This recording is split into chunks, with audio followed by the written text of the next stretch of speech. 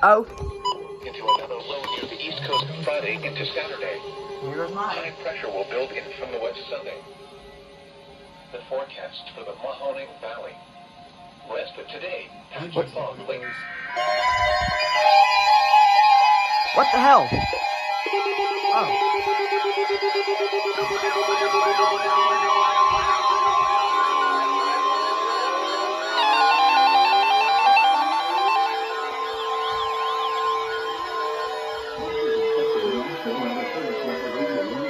WWG56 for the Mahoning Valley listening area of northeast inland Ohio.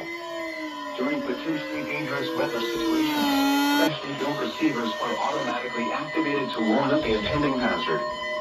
Tests of these receivers are normally conducted by the National Weather Service every Wednesday between 11 a.m. and noon. When there is a threat of or existing severe weather in the area, the test will be postponed until the following day. This ends the test of the National Weather Service weather radio warning alarm.